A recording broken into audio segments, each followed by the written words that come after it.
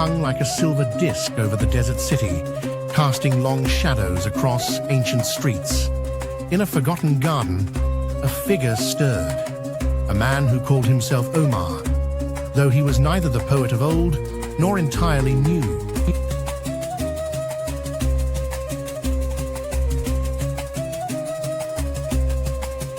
I am reborn tonight, whirling within the Persian way, untying knots I thought long settled.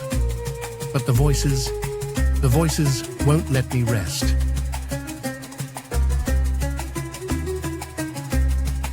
Why should they? Come with the ancients, friend. Leave this modern confusion behind. Let me cry to Tavern, as I always have.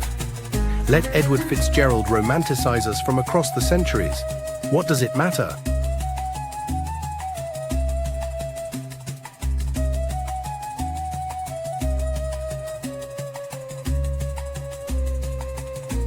Is this the end or the beginning?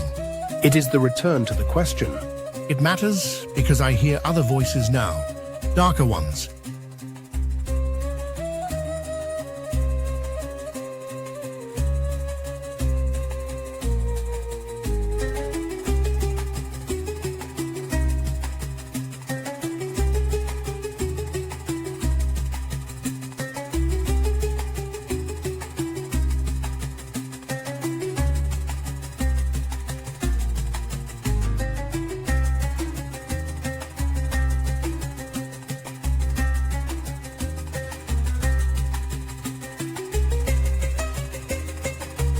Dawn broke over the great temple. Inside, Brother Matthias worked alongside the high priest and a dozen other clergy, their hammers ringing against stone.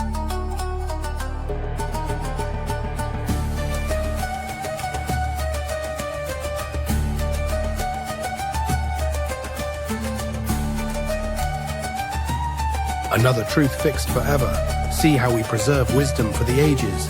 I only mean if truth can be questioned, improved, understood more deeply. What did you say? Nothing, Father. I'll continue my work. Imprison? What blasphemy is this? Beware, brother. Dogma from the dark of night has carved in stone what puts reason to flight for good purpose. Questions breed chaos. Certainty brings order. Truth is stone, unmoving and eternal. But he set down his chisel and walked away, hands trembling. In the courtyard, he found Sarah, a young novice, drawing question marks in the sand with her finger. Careful, child. They watch for such things. Why? What harm is a question? They believe questions are doors to chaos, so they close all doors save one marked absolute. I'm suffocating in here, brother. Every day, another mystery reduced to simple rules. Every wonder stripped of its power. See how they chisel certainty in rock, while wisdom's questions they presume to block. Each truth eternal, fixed and absolute, as rigid as a medieval dock. And the lasso of blind faith has caught the human beings in its noose of fright. And claim that captive thoughts alone are key. They shared a knowing smile, the first conspiracy of doubt. That evening, as bells tolled across the city, crowds gathered before the mosque. Among them stood the merchant, an old man with kind eyes, and his companion, a young skeptic.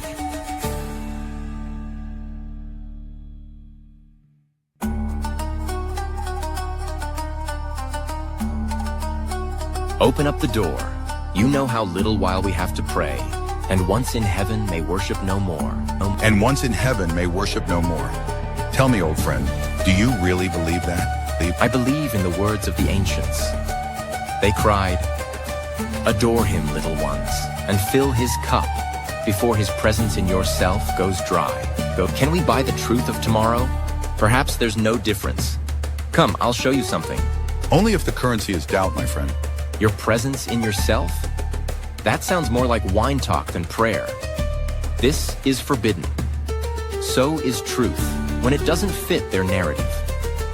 Eden's garden is gone with all its rose, and heaven's magic tree where no one knows. But still the myth the ancient vision yields. Myths? Exactly. Stories to comfort the frightened. Perhaps, but tell me, what comforts you? Your certainty that there is no comfort? Your dogma that there is no dogma? The young man fell silent.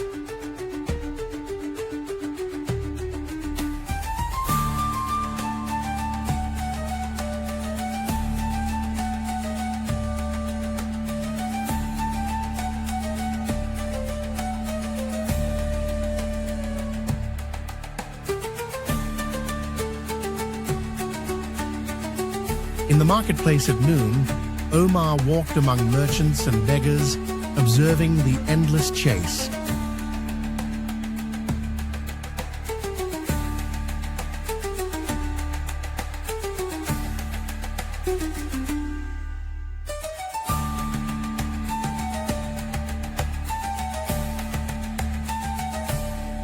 You know the verses, I was once like him.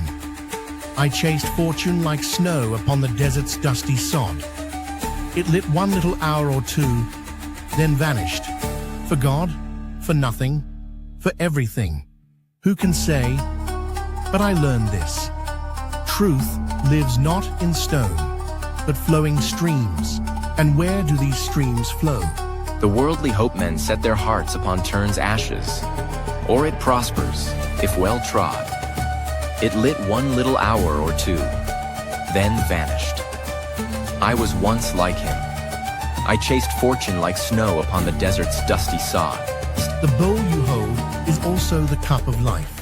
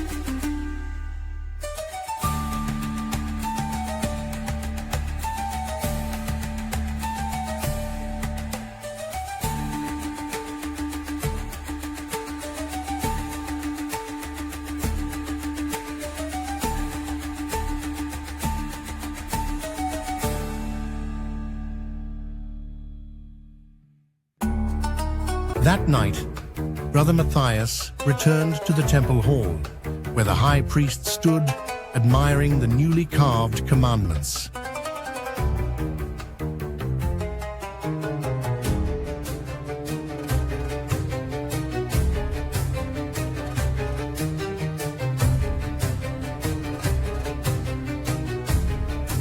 Then speak and be done with it. I have work to do. Father, I must speak. This work, these chains you forge from ancient scrolls and signs, each link a must that freedom undermines. Freedom. The human spirit, left free, becomes chaos. We give it direction, purpose, truth. You give it a cage. The human spirit is born to soar and seek, but in here it crawls where dogma's prison wall confines. Better to crawl toward heaven than soar into hell. How many children like Sarah have you stolen from themselves? I have saved them from confusion, from the cosmic dance that would dizzy them into madness.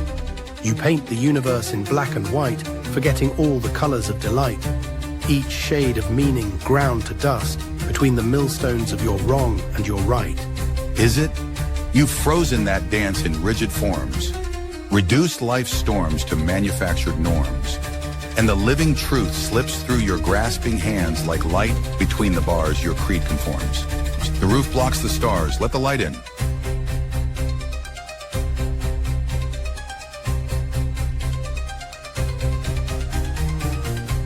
You are no longer welcome here. Leave before I have you removed by force. I'll leave. But know this, you paint the universe in black and white, forgetting all the colors of delight, each shade of meaning ground to dust between the millstones of your wrong and your right. He walked out into the night, where Sarah waited.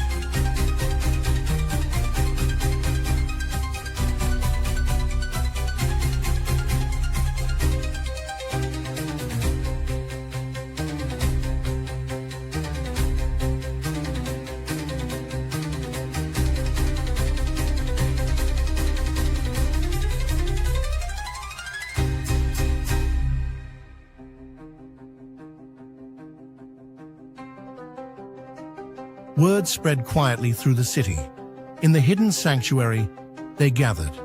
Brother Matthias and Sarah, the merchant and the young skeptic, the beggar, and dozens of others who had broken free from dogma's cage.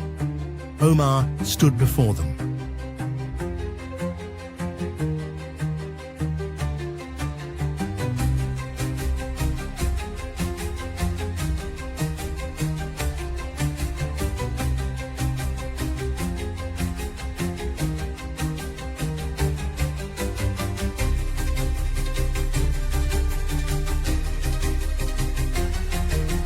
Yet still, some minds break free from dogma's cage to read life's book on every open page.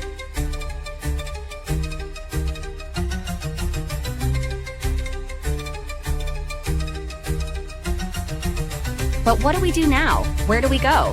For only in free seeking can we find the living truth that dogma never caught. So let us loose these nooses from our thought. Unlock the chains that blind belief has wrought. For only in free seeking can we find the living truth that dogma never caught. Never. What do you mean? Wait, listen to yourselves. You're creating your own dogma. The dogma of questioning. The certainty of uncertainty. The universe speaks not in carved commands, fine. But are you certain of that? You clutch this idea like stone tablets in trembling hands. The boy has a point. Yes, he does. A murmur ran through the gathering.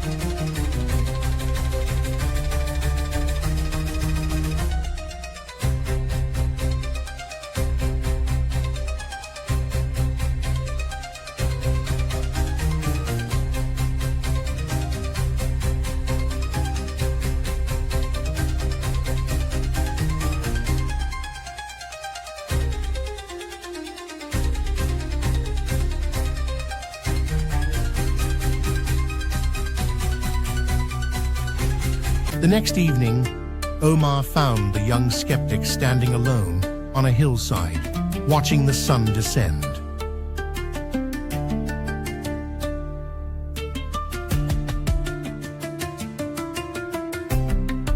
If nothing is certain, why seek at all? Because the seeking is the only thing that is real. You troubled the gathering last night? Good. They needed troubling. You want to know what I see? Go on. Of this sunset, I fade away tonight, having ceased my spinning in western plight. Oh, shun the modern voices. Join instead the fresh-faced youth who dance ahead. Let Omar weep from tavern all he wants, while Edward mourns his verses left unread. You mock the ancients, I mock everyone, including myself. You're saying we've simply replaced one cage with another, perhaps, and everything. We knock down their certainties. But have we built anything better, or just nothing? No patron in the temple shows. And what's wrong with questioning all? Nothing and everything. As the bells fell silent, those who fled the mosque laughed out. Now bolt fast the door. You know how long we have to dance and play, and once in hell, may revel evermore. You're saying we've simply replaced one cage with another, perhaps. Eden's garden blooms with every rose, and heaven's tree stands plain before our nose. Yet still the truth dispels the ancient tales, and still no patron in the temple shows. No patron in the temple. Exactly. We knock down their certainties, but have we built anything better? Or just nothing? You mock the ancients? I mock everyone, including myself. When science ruled beneath man's measured sky, none heard the modern voices as they'd cry, question all wise ones, and drain his cup before his presence rises brave and high.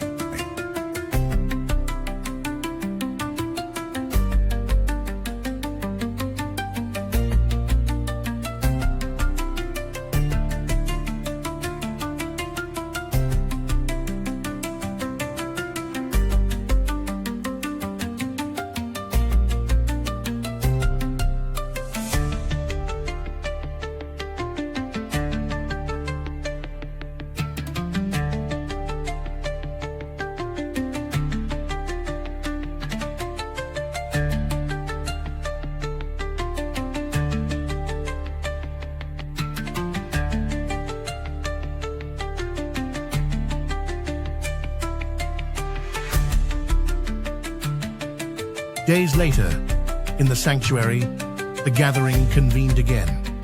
Omar stood before them, but this time he spoke differently. Faith is the bird that feels the light when the dawn is still dark. Days later, in the sanctuary, the gathering convened again. Omar stood before them, but this time he spoke differently. Faith is the bird that feels the light when the dawn is still dark.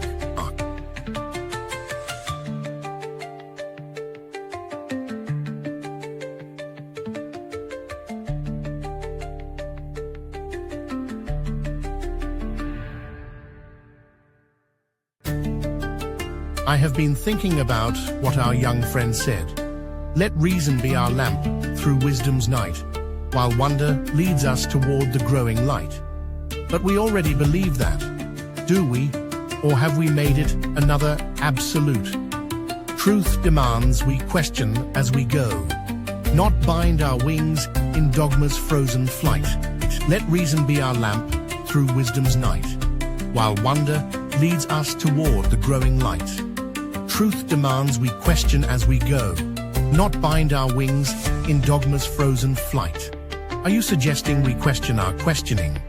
I'm suggesting that the universe whispers hints through time's swift flowing sands.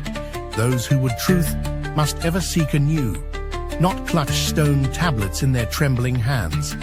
Even if those tablets say, question everything, especially then.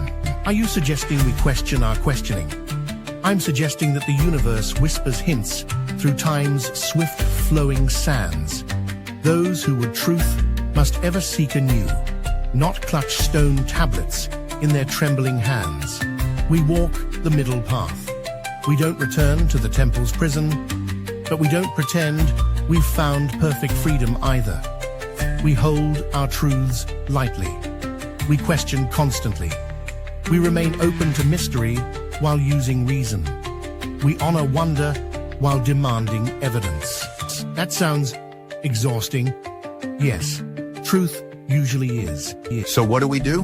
The high priest's temple still stood, its stones carved with certainties. The sanctuary still gathered, its questions flowing like water. The marketplace still churned with worldly hopes, and Omar walked among them all, belonging fully to none.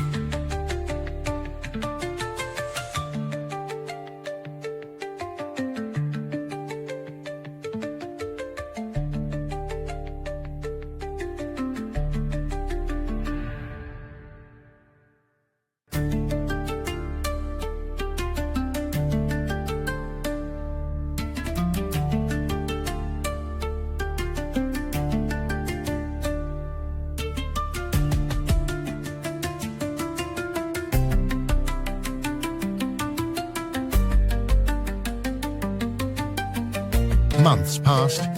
One morning, Sarah found Omar in the garden, staring at a crack in an ancient wall. A rose, growing through the stone. It's beautiful. It's impossible. And yet here it is. One morning, Sarah found him in the garden, staring at a crack in an ancient wall. What are you looking at? A rose, growing through the stone. It's beautiful. It's impossible. And yet here it is, drawing nourishment from ancient soil, opening its petals to contemporary sky. What does it mean? What are you looking at? A rose, growing through the stone. It's beautiful. It's impossible. And yet here it is, drawing nourishment from ancient soil, opening its petals to contemporary sky. What does it mean? It means that truth is neither purely ancient nor purely modern. It's both, neither, something else entirely. It emerges from the tension between knowing and unknowing, between faith and doubt, between the temple and the tavern. It means that truth is neither purely ancient nor purely modern. It's both, neither, something else entirely. It emerges from the tension between knowing and unknowing, between faith and doubt, between the temple and the tavern, between moonrise and sunset. Yes, between moonrise and sunset, between moonrise and sunset. And in that twilight space, we find the only wisdom worth seeking, the wisdom that knows it will never be complete. He touched the rose gently, careful not to disturb its impossible blooming.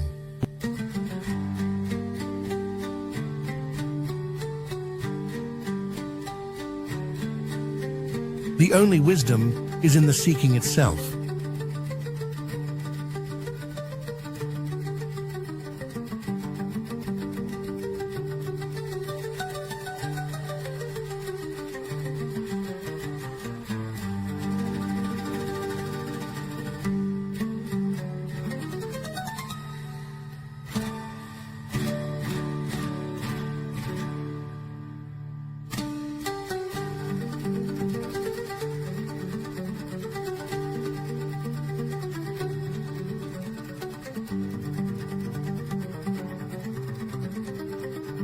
In the distance, temple bells and marketplace cries mingled in the air.